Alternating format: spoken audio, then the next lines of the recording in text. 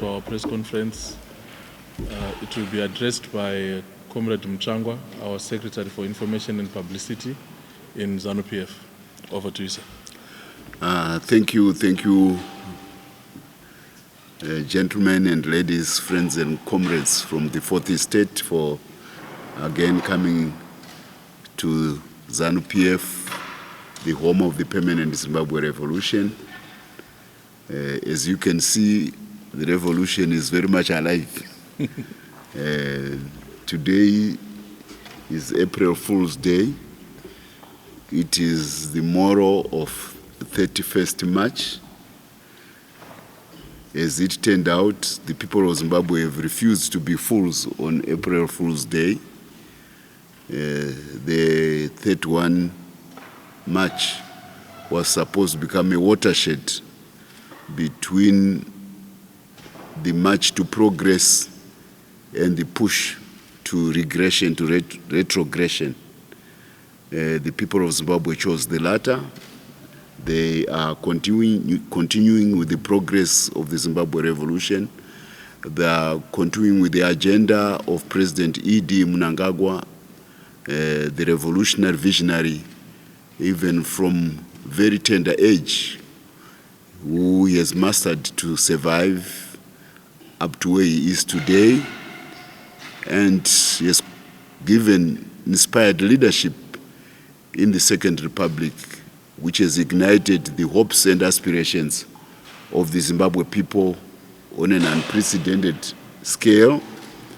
It has attracted even the admiration of Africa at large, as I shall indicate later in my presentation. So this is inspired leadership, and as I speak to you, he is actually chairing the Zimbabwe cabinet as usual on a Tuesday. There were people who, in the last couple of weeks, had razzmatazz, especially on social media, about the demise of the Second Republic and about the removal of President Mnangagwa from office. They've come to naught. They are putting on brave faces. They are rationalizing loss, trying to make it as loss as if it is a win. There's something real about power. It is binary. You are either with it or you are either without it. And as I talk, the President Mnangagwa is actually with the power. He has shamed political nitwits,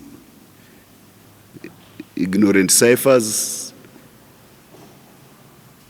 aspiring dictators.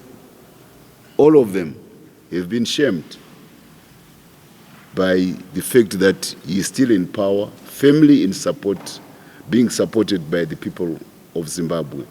And the people of Zimbabwe showed their political mettle yesterday when they decided not to become part of internal strife, not part of mayhem, not part of the destruction of property, not part of that scourge of Africa of being used by those who are against African progress. The people of Zimbabwe have always argued they are the most organized and the most structured on the African continent. They fought a war, they won a war that entailed discipline. You don't win a war more so against the foremost imperial power of the time, Britain, unless you get organized, you get structured. And that is precisely what these people of Zimbabwe have shown. They watched in the last 4 months in the last 2 months of 2024, the mayhem in neighboring Mozambique. Nearly 400 people dying simply because social media was encouraging young people to be destructive, to be anarchists, to be nihilists in their own country.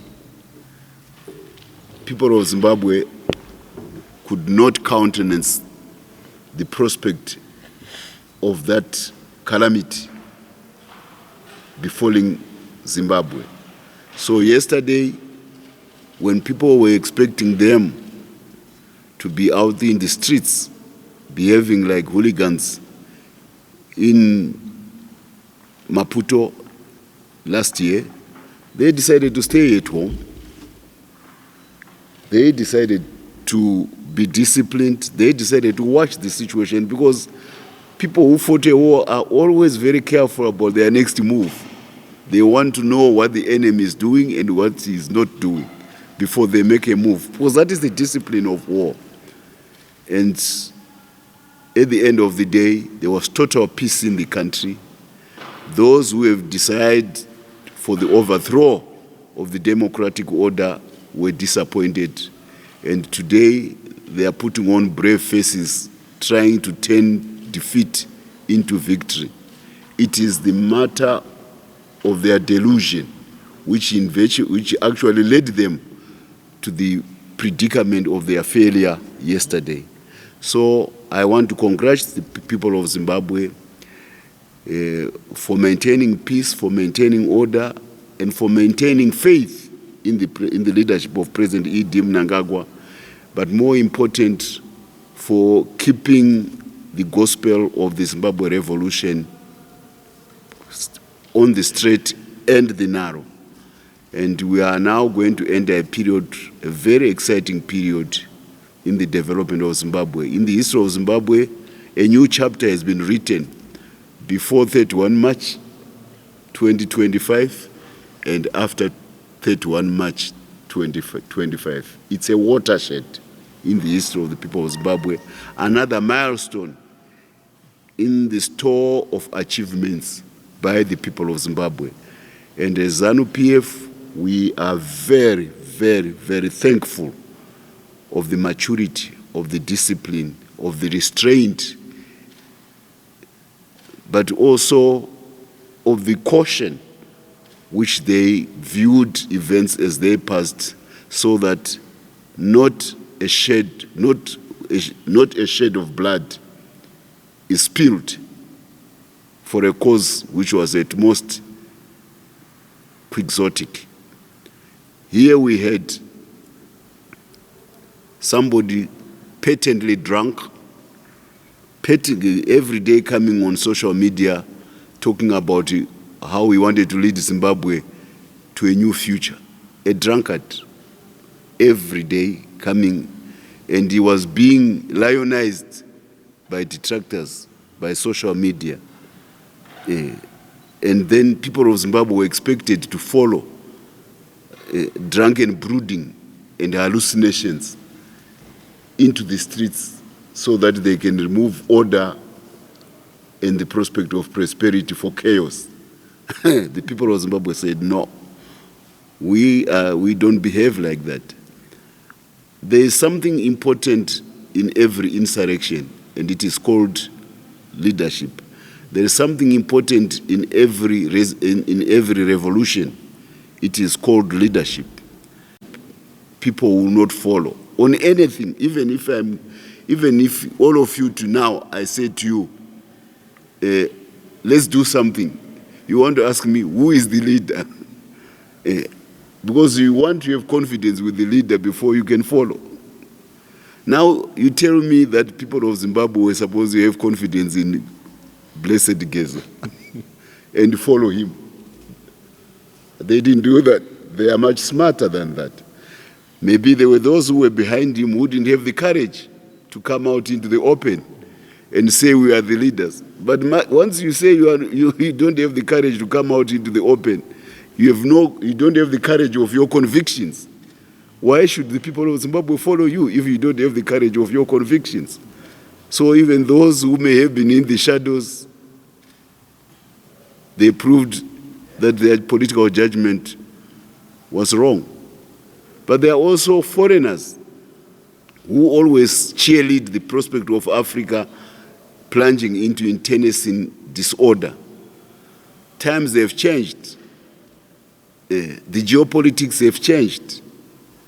The mere fact that in January a new president came into the United States, Trump, with a different vision from what America had espoused over the last 6 decades, should have been a signal to say the era of Ukrainian Maidan revolutions is over, because that was the template which was being used. The yellow revolutions of post-Berlin Wall collapse in Europe. That was the template which was being used here. But you can see what it has done to Ukraine. It has destroyed the country. And those who were the authors of that mayhem in Ukraine lost the election in America. And there was 180 about 10 by the American administration. You saw the drama in the White House between Zelensky and Trump. It should have been an indication to the foreign detractors and their local handlers that the times have changed. You can't expect automatic backing for any wayward behavior about changing governments in Africa to get backing from the White House. Perhaps it is very indicative that as soon as Trump came into power at Mondlane, the braggart of Maputo gave up and returned back home. It should have been indicative, because normally Washington is the country which supports that kind of wayward behavior. But he was told, and he read the tea leaves, and he went back home. And guess what? Last Sunday, I got a picture of him, the same Mondlane in Mozambique, the one who had caused the mayhem. Here is a picture of him. Do you see whom he is greeting? You can see the tall man who was here for the campaign. He is the new president, the young president of Mozambique, Chapo. So 400 Mozambicans died because of this Mondlane. And then last Sunday, he goes to make a handshake, looking for a job from President Chapo. Zimbabwean people would have been placed in similar circumstances, where people die for nothing, and then a politician survives. Then he comes afterwards to look for his own crumbs on the table of defeat. Some people were commanding this March 31 thing from the safety of South Africa. In the night, there are nightclubs comporting themselves with drinking and other nefarious behavior. And then they go on their social media and encourage people of Zimbabwe to go into the streets on their behalf. You are safe in Cape Town, you are safe in Johannesburg, and you want people of Zimbabwe to go on the street in your behalf. You think people of Zimbabwe, with their experience of their political maturity, they would listen to that? They wouldn't. So this is exactly what happened. People of Zimbabwe, we want to hail them. I also want, on this occasion, to give a pat on our state apparatus. It came out in full force, and they proved that they are not a joystick for political daydreamers. This is a state apparatus born out of the pain of war. It knows its allegiance to the people of Zimbabwe. And somehow there was a belief that it is akin to any of the post-colonial inherited armies of Africa, which can be commanded from London and from Paris to go to State House and remove leaders. It does not work like that with our army. It is a revolutionary army steeped in the traditions of the people of Zimbabwe. It is not the army of Mobutu Sese Seko. It is not the army of Idi Amin. It is not the army of Bokassa. It is not the army of Ironsi and all those wayward African military leaders who pander for foreign interests at the expense of the people of Africa. No, it is not. And the president, to make sure that the state of apparatus was in safe hands, he made dramatic changes in the structure of our state apparatus. I want to congratulate the new leaders who were put in place as we approach 31. And they've proved their mettle by making sure that they are loyal to the President of the Republic, that they defend the interests of the people of Zimbabwe, and that they keep the professional traditions of our state apparatus intact. It is well respected all over Africa. So heads off to General Matatu. And congratulations too, as I say, heads off. Heads off to Comrade Shepherd Mtamba at ZRP, and heads off to Director General Fulton Mangwanya at CIO. They assumed office in the nick of time at very short notice, and they proved their worth to the people of Zimbabwe, to the president who appointed them in those posts. And they made sure that Zimbabwe remains orderly and peaceful on what was supposed to be a fateful day. This is a salutary lesson to those who harbor the idea that they can personalize the Zimbabwe army. It is not. Why would you want to say that you somehow believe that you own the Zimbabwe army simply because you survived a war? Do we now assume that when we were fighting, you were trying to keep your life safe for the day when you can aspire to power? And how are you keeping your life safe? Because in war, it's a lottery of life. Anything can happen to you at any time. I went through that war, particularly for us who were in Mozambique. You cannot aspire to be president of the Republic of Zimbabwe in a war because you never know when you are going to die. You are much more preoccupied with the task at hand to fight for the freedom of the country. Now, if you begin to have illusions afterwards that you are anointed to become the leader of Zimbabwe simply because you survived that war, maybe you begin to question credentials. So those who were trying to think that the army of Zimbabwe can become a platform for the seizure of power, they have been proved wrong. That template does not apply to Zimbabwe.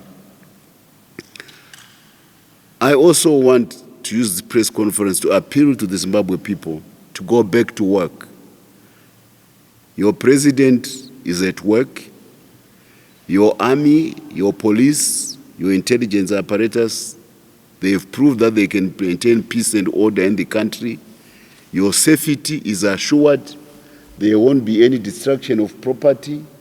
You can continue with your day-to-day activities, which make sure that they bring food to the table, they bring school fees to children who are going to school, and they make sure that your general welfare is maintained.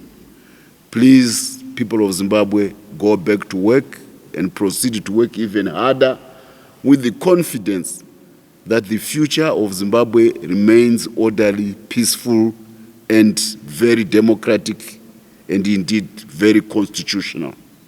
Is the Constitution. Not illusions of traditions. No, traditions are encapsulated in a constitution. Some people want to espouse that there are two strands in the history of the people of Zimbabwe. One is constitution, one is tradition. And they want to say tradition favors them. No, that's dynastic, that's monarchical. That's not the way Zimbabwe is run. Zimbabwe is run through the constitution, which is an expression of the vote of the people at the polls to choose who their leader is. And hardly 2 years ago, they chose President Idi Mnangagwa. They gave him 5 years in office. He has to complete that mandate before the next decision by the Zimbabwe people to choose who is their leader. So let him go back to work and do what he knows best, which is to push the agenda for the progress of Zimbabwe. And like I indicated earlier, he's going to do wonders now that the cobwebs of detractors and their foreign backers have been shunted aside. He is going to be very focused, and he is going to make sure that the trajectory on which Zimbabwe has been on is maintained, but more than maintained, it is solidified so that Vision 2030 is eminently attainable. This is where we are going. So my appeal to the Zimbabwe people is that peace reigns in the realm of Zimbabwe. Please go back to work, knowing that your president is in charge, knowing that your state apparatus is there to make sure that there is peace and order, and knowing that the democratic ethos of the people of Zimbabwe are assured. We are a democratic country. You will get a choice to who becomes your leader according to the Constitution of Zimbabwe, according to the time periods which that Constitution stipulates, and you shall freely express yourselves as to the direction of your next leader. Nobody is going to be imposed upon you, as the president has indicated. You heard him time and again as we were leading up to this mayhem, saying, I don't own Zanu PF. It belongs to the people of Zimbabwe. It is not on me to dictate what direction Zanu PF should follow. He has repeatedly said that. This is under the clamor of those who were trying to say they have somehow a divine right to be anointed or to be the next leaders of Zimbabwe. He has steadfastly refused to take that direction. He has taken the party back to the people of Zimbabwe. And the people of Zimbabwe have embraced that message yesterday by making sure that the democratic tradition of Zimbabwe remains strong. They will not be abused to be involved in any wayward and unconstitutional changes of the leadership of Zimbabwe. They have a canon, and the canon is the Constitution of Zimbabwe. It is their Bible. So they are sticking to that Constitution, and their behavior yesterday lived and built up to that image of an organized, structured, democratic country. So assure, go back to work and proceed with whatever you want to do, knowing that Zimbabwe is going to make progress. I want to dwell on the leader of Zimbabwe a little bit more, so that your confidence, the confidence of the people of Zimbabwe, can be seen to be properly reposed. The president of Zimbabwe, in the Second Republic, he has spared no effort to address the historical grievances, even those of minorities.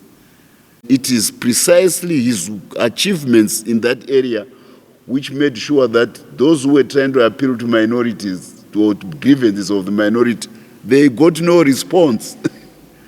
There were shades of trying to say, oh, there's a minority in the west of Zimbabwe, there are historical issues about Gukura Hundi, therefore this is your time to come and then do this and do and that.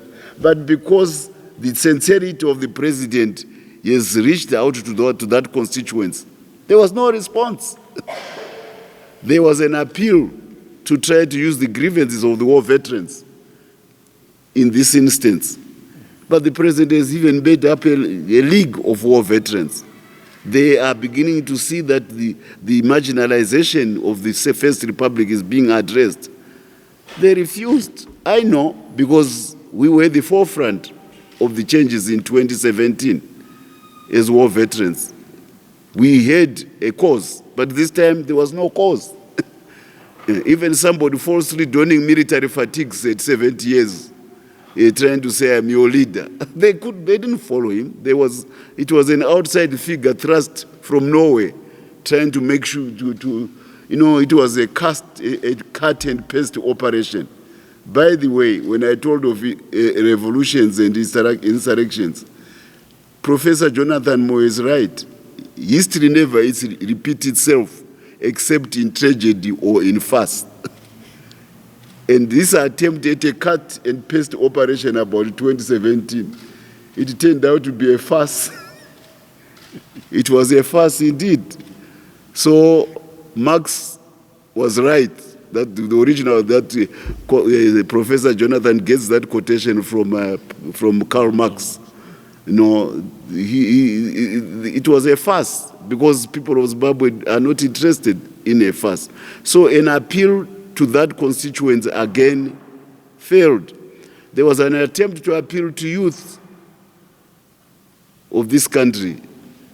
But the people of this country see the tremendous energy which is being released by the president as big investments move into the country on a scale unprecedented in Africa. I mean, how many power stations are now being built from coal in Wanke? How many lithium plants have been set up? Everywhere there is progress. We are looking at the prospect of new towns coming up because of what the president is doing. Now, this generates hope among the youth. They know that, these are job-creating opportunities because they are creating a bigger economy. They want jobs from 7 to 5 every day. That is what a town is there for, jobs from 7 to 5. And when investments of the scale which the president is bringing to the country begin to materialize, young people see hope. The diaspora, they see hope in the president. That's why you see so much construction. So every and each constituency is seeing hope in President Mnangagwa. And then somebody saunters along and tries to say, we can create a difference. What difference can you create when we can see the material aspects of what the president is doing? So the appeal to whatever constituents, to whatever minority gripes failed because the people are seeing hope in President Mnangagwa. And his stature is growing so much. His experience of dealing with minorities in Zimbabwe. Do you know where it is another impact? In Eastern DRC, there was the prospect of a full-blown war in DRC a couple of weeks ago. Our president, through his wise diplomacy, linked up SADC and East African Community. And now, a couple of days ago, we saw the generals in the Eastern DRC shaking hands. Some are retreating from advances which they had made, which would have caused even more pain to that country. Where is it coming from? It is our president who is persuading his fellow African colleagues from either camp, from either schism, from either divide, to say that is not the way we should solve our issues as African. Guns must die. Now, this is a man who is being admired abroad, outside of your country. He's being admired by Africa. And you are busy panning him at home because you have drunk a few bottles of wine and you are being fed up illusions of being in power the next morning. It means that you are an intellectual cipher. It means that you are a crypto-revolutionary. Yeah, this is, and that's why the people of Zimbabwe dismissed you. But I also made an allusion to the changes which have happened in America. It is very important to read the geopolitics right when you are trying to make some changes which have got implications. If it was the former administration of America, if that woman had won, there would have been cheerleading of the nonsense which was happening in Zimbabwe yesterday and the weeks running to 31 December. But it's different with President Trump. Yes, in Africa. Do you know what he did 2 weeks ago? Please fasten your seat belts. He approved a loan of $4.7 billion US for Mozambique to build the gas deposits in Cabo Delgado. This is big money. Africa has never seen money on that scale coming from America.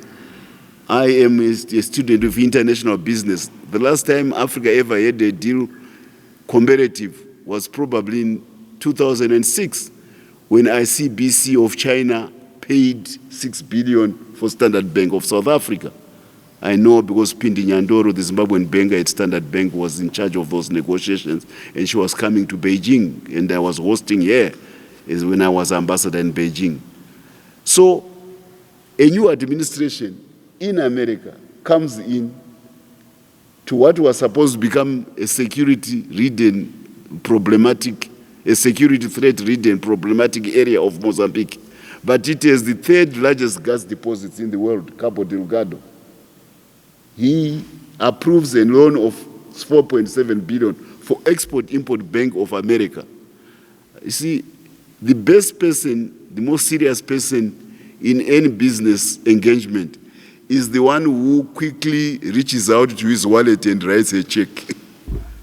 And that's what President Trump did. He wrote a check for President Chapo of Mozambique last week. This is our neighbor, Mozambique. Can you imagine the impact of 4.7 billion US dollars in our neighboring Mozambique, on Zimbabwe, on the ports, on the logistics, on the energy? And can we imagine that kind of engagement by the #1 economy of the world, America? I want to say thank you to President Trump. You have done well for Africa. You see, if I was planning mayhem under the illusion that Washington is going to support me, that signal from President Trump last week should have stopped Biti Kasukuwere and all those who were handling bombshell in their tracks to say there are no answering phones to mayhem in Washington. The purveyors of detraction in Africa, in Washington, have been shunted aside. So anabiti anana hakuna achiri kudaira mafoni ku Washington ana Kasukuwere, because Washington has changed. USAID, it closed offices globally. You know what it used to do? They get 100% funding from the American Congress. 90% moves from one side of the Potomac River in Washington to the other side. They share it among themselves, the political class in Washington. Only 10% is shipped abroad to any place. They need to be given the cover that we are covering medicines, we are doing this. But most of that money was to fashion the world according to the whims of those people who wanted to control other countries in public. And their busiest post in Africa for the last 20 years has been Zimbabwe. The amount of skullduggery which was going on at USAID office in Zimbabwe is mind-boggling. And everybody who said, I want to remove Zanu PF from power, I want to remove from Mnangagwa from power, you get a check, even if you are lying. And those who were running the operation, they would go to rural areas. They have got huge Land Cruisers, 4x4s from Japan, Toyota Land Cruisers. They reach to the population, to the povo, the population in the rural area. They say, I've got goodies for you from America, from USAID. And the goodies are in the boot. And those goodies are supposed to satisfy a whole village. Your Land Cruiser is bigger than the goodies which you are taking. USAID, thank you, Comrade President. I'm now even tempted to call him a Comrade President. He has done revolutionary things, President Trump. Thank you for closing that Department of American government. It meant no good to Africa, it meant no good to the world, and it definitely was trying to become the nemesis of the Zimbabwe revolution. The closure of it was long overdue, and what was the name? Zulu in Washington. And all that paraphernalia of purported journalists who in Washington at Voice of America, they have no jobs. Do you still listen to Voice of America? Closed. Now, this should have been signal to those who were trying to say 31 March, that America has closed the offices of mischief and mayhem. There is no way you are going to be supported. So this is a good thing that has happened, but I want to go back to my president. He is doing well even on the African stage. And incidentally, we have a very, and I repeat it again, we now have a very, very well-placed African constituents in Washington, D.C., which is the Afrikaners who have succeeded on the global stage. The Elon Musk's, the Thiels of Sequoia Fund, the entrepreneurs of this world. These are people with an umbilical cord in Africa. So when somebody from your region succeeds in the capital of the supreme economy of the world, you must always try to identify with him because he comes from your home. So we are very happy that they are where they are, regardless of other things. There are crinkles which may come along the way. But my mother always used to say, never be jealous of a successful relative. Even if he doesn't give you food, you still point with, yeah, mayangu iyo, mazon. So last year, the president gave Elon Musk the license for Starlink. He was not a prophet. Come November, Trump wins. Come January, Elon Musk is in the inner circle of President Trump as he runs his government. Now, you are trying to convince America that Mnangagwa is a bad person. And you are trying to phone through your usual channels. Now there is somebody who is next to President Trump who says, Zimbabwe is good. They gave me a license to do business in Zimbabwe and my name is Elon Musk. I don't have to toss a coin as to whose message is likely to reach the ears of President Trump first. I think that of Elon Musk will reach first. So we are very happy about the success of the Afrikaners in the American administration.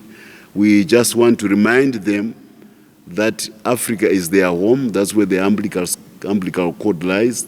That their role with a more positive, inclined America is to bring American expertise, to bring American technology, to bring American capital, to bring the huge, insatiable American market to Africa. America, if given a chance, it can do wonders. It has done wonders to China in the last 40 years, modernized China in a very short period of time. If we put our cards right with a more positive inclined America, we will make it, because human progress is shared. The human mind is the same. It doesn't matter its geographical location. If it is given opportunities, the human mind will grasp it. Apana imwe mind inonzi iri retarded. God created it that way. So we are hoping by this token that our relations with the big economy of the world continue to improve, riding upon the vote of confidence which America has shown in SADC by putting such a big amount into our neighbor Mozambique, 4.7 billion. This is a good thing for Zimbabwe. It's a good thing for SADC. It is a good thing for Africa. That, by and large, covers what I wanted to highlight, and that the template of the president about how minorities will be handled is the one which Africa should adopt, because before we suffered from oppressed majorities. We then addressed the issue of oppressed majorities. But oppression at individual level does not matter whether it is coming from a majority or from a minority. So President Mnangagwa, by what he has been doing in Matabeleland since he came, is showing that he has got the empathy of those who may have felt they have gripes and anxieties about majority rule. There's a reason for people to be complaining. So he has put his ears to the ground. And it is that template which we believe Africa must adapt to make sure that the checkered map of Africa from the Berlin Conference, it created groups along the way, which one way or the other, we feel that they have not been properly and treated. So sensitivity to the issue of minorities is very important as we move forward, because we have addressed the bigger problem, which was the oppression of the majorities. Now we need to be live to the other problem, which is the gripes and anxieties of the minorities. And what is doing, the template which SADC and East Africa community are adopting in the DRC speaks to that direction by the continent. And it is a homage to the diplomacy, to the statesmanship of our president. And we believe that it will create room for Afrikaners, it will create room for Jewish groups, it will create room for any Islamic minorities. It will create room for Christian minorities, for religious minorities, for even tribal groups which feel are minorities. Everybody must feel that I have a stake in the realm. This is where we are going, and our president has been a practitioner of that statesmanship, which is reverberating on the African continent, but it is also resonating with even the global powers on the global or on the world stage. Now, by intellectual ciphers, pretentious revolutionaries and drunken hallucinators,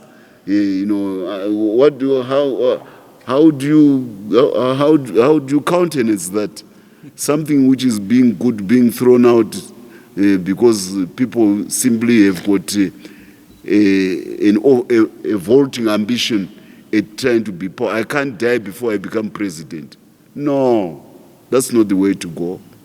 You must save the people first, then they can choose you to become a president. I thank you. I have an announcement to make. Back to work. Our youth league is receiving comrade from the ANC, the national president of the ANC Youth League. I need to get his name right. Can you? Okay, I got it here. Colin Malaji. He is coming to Zimbabwe. We welcome him to Zimbabwe. We welcome the communion between the Youth League. We are from SADC, born of the frontline states. We shared the trenches with our fellow liberation movements. And I've said it time and time again, SADC, we are neighbors, we are sisters, we are brothers.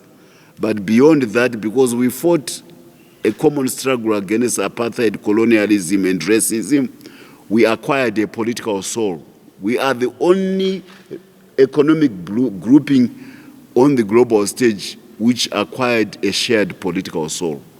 So even those who were trying to cause mayhem in Zimbabwe, they should have also thought about the reaction which that would have garnered from our neighboring countries. SADC would not have countenanced any nonsense of an unprocedural change of power in Zimbabwe. But because they are political ciphers and hallucinators, they never took that into consideration. Their ambition to seize power at State House took better charge of them. And all wise judgment was dispensed with.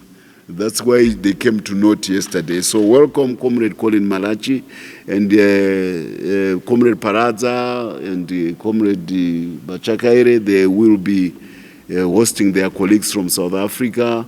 This is as it should be. We continue to revel in the traditions of the Tongogaras, the Chris Hanis, the Mandelas, the Mugabes, the Nkomos, the Samora Machels, the Julius Nyereres, the Kaundas, the Augustino Netos, and the same Njomas, who are the ones who shaped the region and gave us the destiny of shared progress and common prosperity. Usually try to refrain from getting into the diplomatic issues of other countries.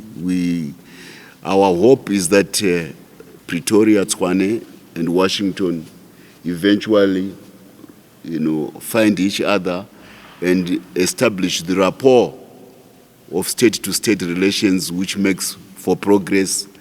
And along the way, I also hope that all South Africans aspire for a common destiny. If you have acquired influence, we are so happy about it, and we only hope that you use the influence which you have acquired on the global stage, particularly in an important city of power like Washington, that you use your influence for the positive good of Africa. I alluded to earlier on, when we have Afrikaners of global stature, in terms of business, succeeding in America, succeeding in China, people don't know. Tencent, the company which owns Alipay in South Africa, which is the largest on the Johannesburg Stock Exchange, it was actually started by an Afrikaner called Koos Becker. And earlier on, I talked about Standard Bank being acquired by ICBC of China. It was acquired by ICBC of China because Standard Bank was not a European bank, it was an Afrikaner bank. The Chinese would not have put their money in a European bank because they are rivals, but they didn't mind putting their money in an Afrikaner bank. So what I am saying is that Afrikaners should see themselves as playing the role of avatars of capital into Africa. I'm happy to say the call for them to migrate to America to become refugees has not resonated with the majority of the Afrikaners in South Africa because they identify with Africa as their home. So with this kind of attitude of the rank and file Afrikaners, there should be actually be enough room for gracious interaction between them and the president and the government of their country, South Africa.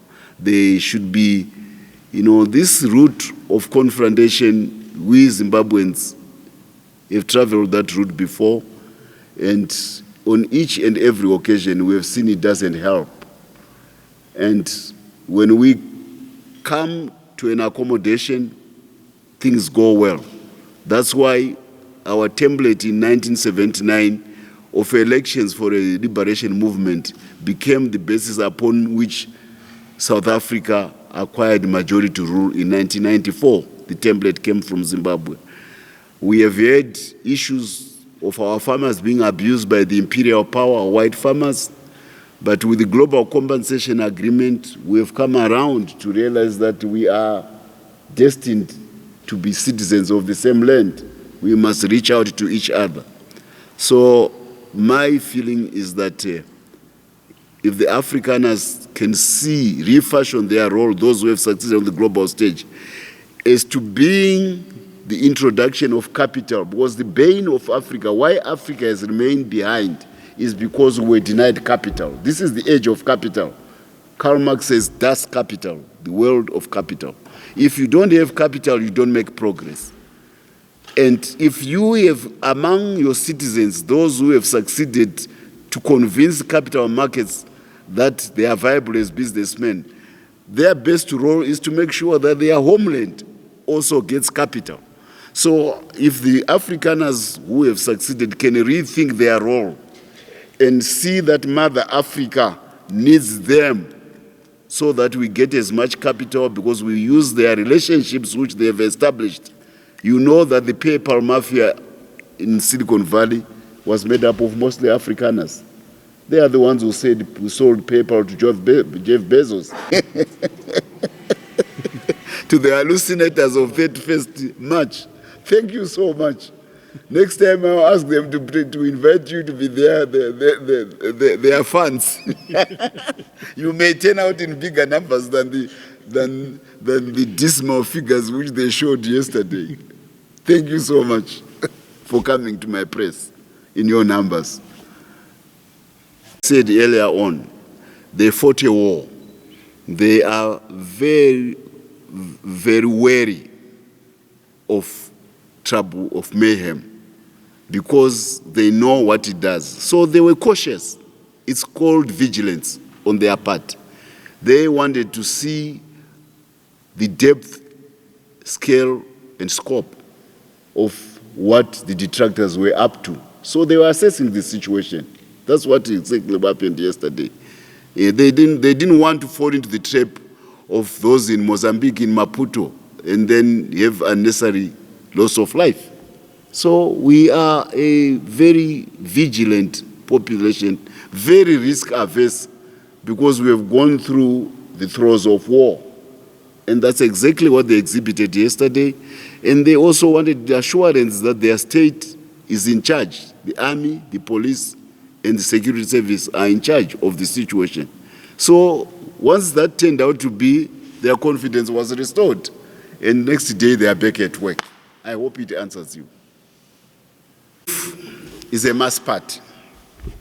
So we are not a vanguard party. We are a mass party. Along the way of a mass party, there are bound to be other individuals who may have certain ideas, and every once in a while they may try to test their mettle along with those ideas. But in this instance, the party has shown that it is very much united. We just had our Central Committee meeting. Everybody came out there, united. We are proceeding with the affairs of the party in a united way. And the rejection of that element, that individual and his agenda of thuggery, and procedural removal of leadership from power was rejected by the people of Zimbabwe under the leadership of Zanu PF. So that puts paid to your question. The people of Zimbabwe decided on them yesterday.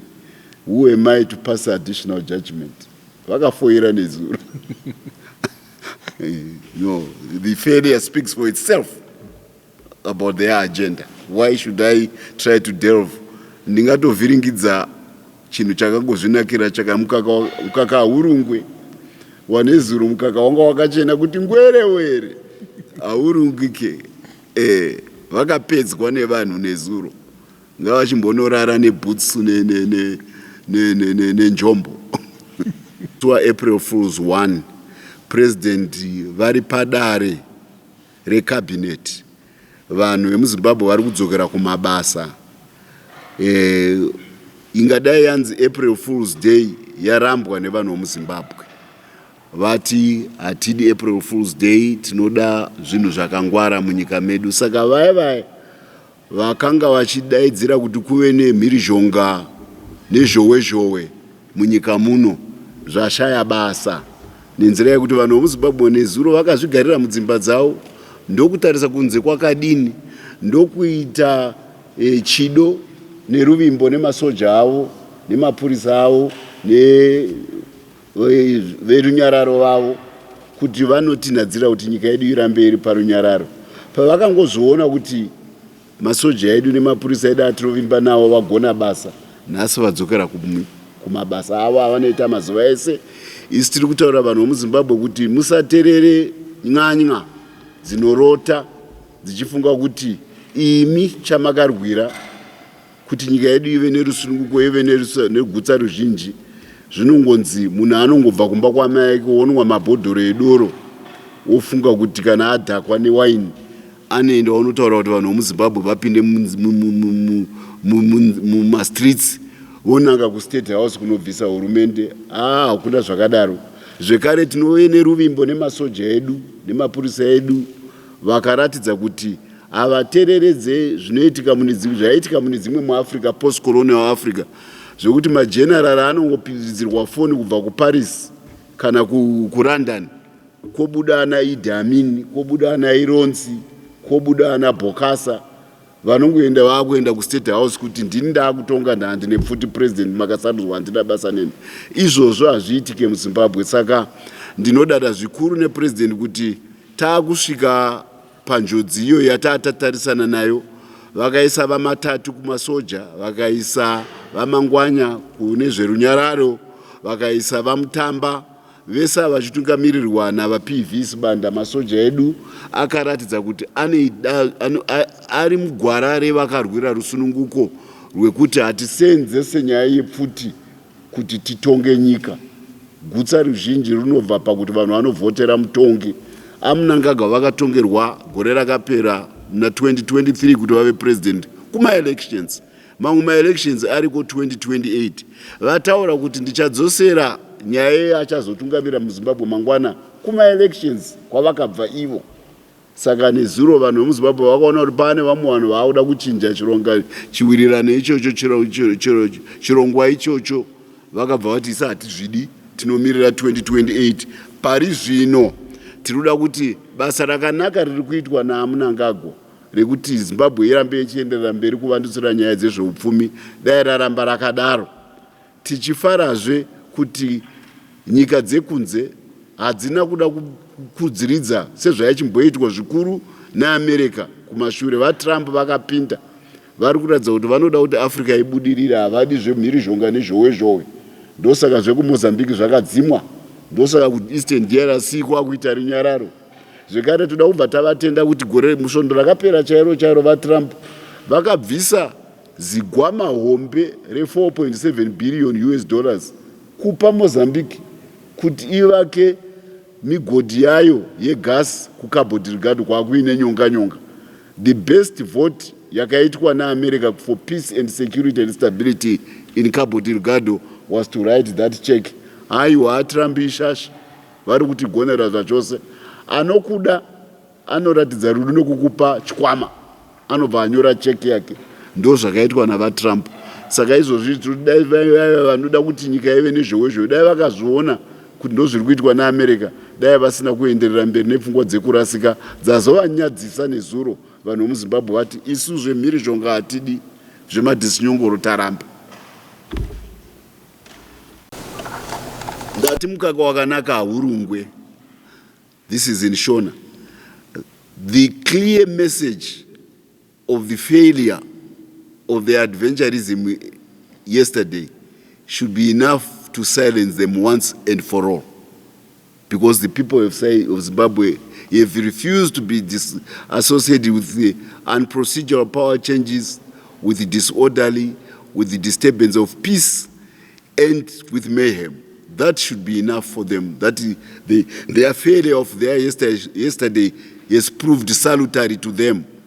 If they have any sense of learning from failure, then their debacle yesterday should be a salutary lesson. Then my last question, looking ahead to the next elections, does Zanu PF believe incidents like this that occurred yesterday will impact voter confidence in the party's leadership? Yes, we believe that the incidents like what happened yesterday will impact on the people of Zimbabwe to solidify their love of peace, democracy, and constitutionalism. And anybody else who may harbor variant ideas, you have been put on notice by the people of Zimbabwe. They won't tolerate that. They are a seasoned political national identity, the people of Zimbabwe. They know what is good for them. They know what is risk. They treasure the progress which the President of the Republic of Zimbabwe has delivered to them, and they also cherish the democratic ethos which has been the hallmark of Zimbabwean political life since we won independence. We are only a couple of days, 17 days away from the celebration of independence. A big party in Goko was about to be spoiled by political malcontents and the leadership chances. But the people of Zimbabwe said the party must go on in Gokwe, and they will be there to celebrate their 45th independence anniversary in Gokwe, in peace, in order, and in love, and in unity.